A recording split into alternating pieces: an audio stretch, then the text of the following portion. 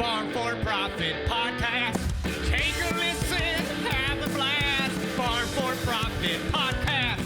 Learn about farming while having a laugh. Farm for Profit Podcast.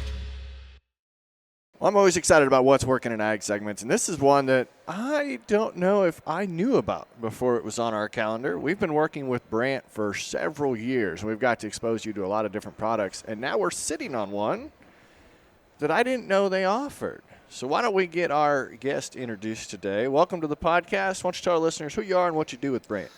All right. Well, yeah, I'm glad to be here. My name is Russell Solomon. I'm the U.S. and Mexico sales director for Brandt Industries. So Brandt Industries, we manufacture a lot of products, and it kind of all started with ag. So Brandt was founded 90 years ago as a little auger manufacturer in Western Canada based in Regina, Saskatchewan. And, you know, kind of from those early seeds, we've grown and gotten into a few different ventures. So ag, though, is real special to us. We're still a privately owned company controlled by one family.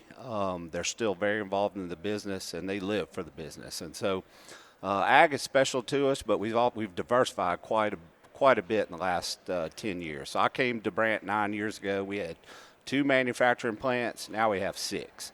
When I came, we just manufactured ag, you know, like I said, since the beginning, and then we had a railroad business that we also do. We got into construction attachments. So one of our Brandt's other businesses, and it's actually the biggest business, is we're also an equipment dealer in Canada. So Brandt Tractor, our sister company, is the world's largest John Deere dealer. Oh. They own all the John Deere construction dealerships across Canada, 25 Peterbilt dealerships, and probably, you know, a third of the John Deere ag dealerships now. And then they also have probably about 50 locations of John Deere in Australia and New Zealand. Wow. And so that gives us an interesting aspect. So we're not only a manufacturer, but we're also a dealer. So our owner always tells us, he says, hey, I want to treat our dealers the way I'd like to be treated at my dealership. So that's kind of what we live by at Brandt. And so we've grown, and trailers is a business that we got into really 8 years ago. We got into these utility trailers, we call them, 8 years ago, and kind of the initial plan was just to sell them in Canada through our own dealership network. So kind of our blueprint for all Brandt products is this. So we go out to customers, whether it's farmers for our ag products or contractors, and we ask them, say, hey, what do you like and not like about your current brand and the nuts and bolts of it? And as you know, being a farmer will quickly re-engineer anything. Oh, yeah. And so, and there's a lot of good ideas that come from that. So we call it a customer design-driven process. And so we take those ideas, we form, you know, a design, we build prototypes, and then we run them at home in Canada, I like to say. And we keep them up there and run them for about 2 years usually. These utility trailers we kept for a little bit longer, and I'll circle back to that. But, you know, we kind of make sure we got the bugs worked out. If there is a bug, which there always is, any new product you launch and design, there's going to be, you know, something that doesn't go according to plan. So, you know, Brandt Tractor built its reputation on product support. And so, you know, they're able to fix it and report back. And once we get it validated, usually about 2 years, we'll bring it down to the U.S. and sell through our dealer network. And that's been the blueprint we've used and launched, beginning with ag, then with trailers, then with construction products, then again with our heavy haul trailers, which is behind us where this beautiful grain cart's sitting on. And we've also gotten into the scrap industry. So we make a material handler, it's called, that is used in these large scrap yards or junk yards, as you call them. So if you see like an excavator with an elevated cab and a really long boom and a grapple, and it just seems like it's slinging from pile to pile. That's cool. So we make those now based on a John Deere platform. We partner with Deere. Deere allows us to sell it in the U.S. through a John Deere dealer network on the construction side. And then our latest venture, my buddy Dan over there, is we got into hydro excavating trucks. And so the hydro excavating truck is like a large Class 8 Peterbilt chassis, and it's a vacuum cleaner on steroids. Right. So it can suck up concrete, mud, asphalt. It's used in a variety of applications, mainly in the utility business, and it's a rapidly growing technology. So Let's back all the way up to you said Mexico and Texas, right? Well, Mexican. America. America. Yeah. So you speak The English? United States. You speak Canadian? Do you also speak Spanish? I do not speak Spanish, but luckily I've got a great bilingual. I got a great. We partner with a distributor in Mexico, Merex, and we mainly sell our railroad products down there. And the railroad products we make, we're kind of famous in the rail industry for the Brandt Power Unit. It's like one of my favorite products to sell. It truly is. There is no competitor. So cool. just to give you the example, it can pull 20 fully loaded rail cars. Our closest competitive truck can only pull like 2 to 3 on a good day. And wow. And so that's true to a lot of Brandt products. Like we benchmark against the premium competitor, not just price, but feature benefit, and then we say, all right, can we do that and do it better? So I think we found about 8 other What's Working in Ag segments that we're going to have to do, but this is about trailers, right, Tanner? Yeah. It's supposed to be about trailers. Well, so let's talk about. We're sitting on one. We did not know that you guys made trailers until probably a year ago or so. Yeah. But you're selling them through your dealer networks. Like I can go buy a grain cart and a trailer at the same place? Absolutely. And we even allow a multi-unit discount.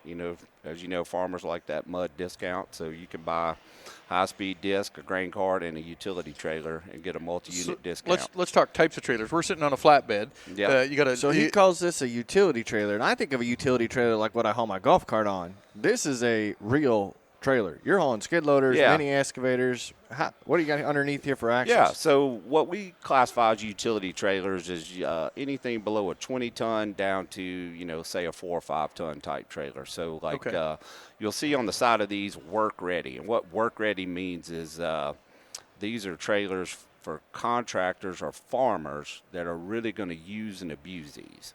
Like if you're just buying a trailer, to use 3 times a year to haul your tractor out to your deer lease, we're not your guy. Like that, those trailers just need to make 3 or 4 trips a year. Yep. I've got a buddy in Dallas that bought him a little ranchette, I call it, out in the sticks. He bought him a John Deere package where they had a John Deere tractor, a front end loader, and a box blade, and a 5-foot shredder, and a trailer. And that trailer had to go 15 miles to his house, and that trailer has not moved since then. So there's a ton of trailer manufacturers out there that make those kind of trailers. We're not your guy. We're for a guy that's going to use and abuse this. That's why we call it work ready. It was designed for initially our John Deere construction customers up in Canada because, those guys are making a living with this trailer, so it's got to be reliable. It's got to last.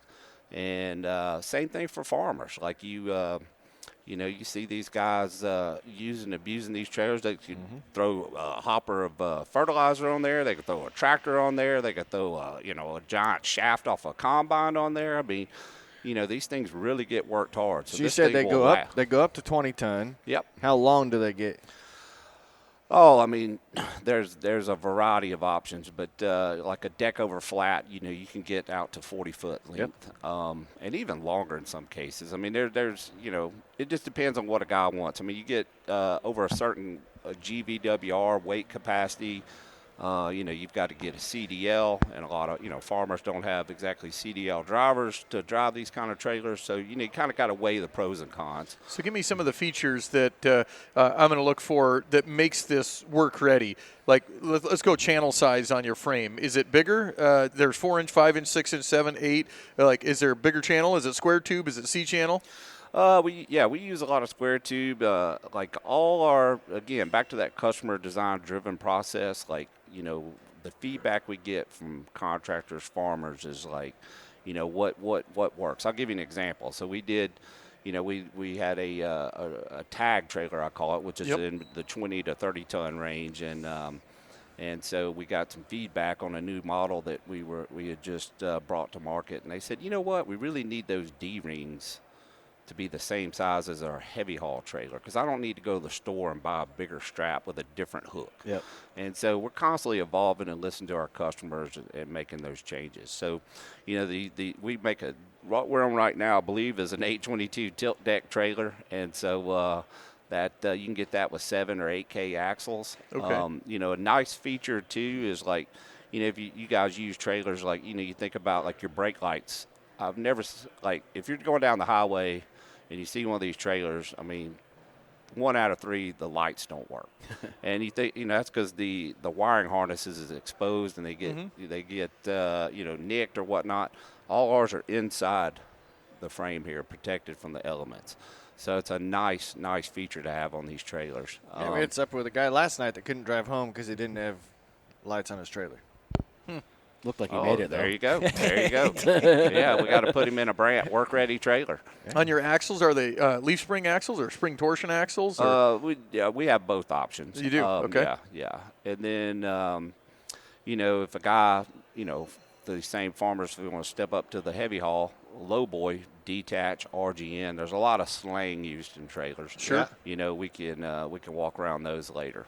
We walked into this, and Dave immediately quit thinking about setting up and started walking around your dump trailer. Yep.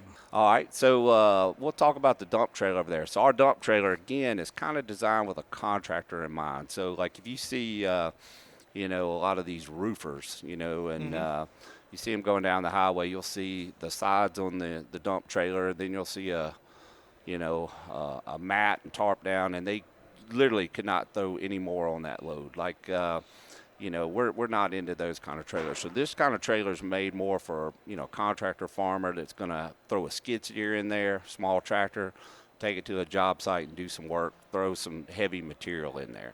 The problem is if you make those sides too tall, people are going to fill them up. Temptation. And if you fill them up with a bunch of rocks, you're overweight, and so ours there, the sides go up to about 4 feet. You can't extend them up there. But they're kind of designed to throw a skid steer in there, because if you make the sides too tall, think about it, you get in with your skid steer, the bucket is going to hit the walls. So you can raise the bucket up and kind of go in there. Is it a single-cylinder dump trailer, or is it a scissor lift? We use a single cylinder there. Got it. Do you guys make a gooseneck version? We do. What we call gooseneck growing up on the farm, it's more standard in the industry is a deck over flat, they call it. But it has that fifth wheel gooseneck hookup. Okay. Yeah. And so we have a full range of those as well. And like there's like a phone book catalog of options that you can get to tailor to One thing your I always needs. liked about trailers is the way the tailgate goes. That's like a 5-way tailgate. You can open it split.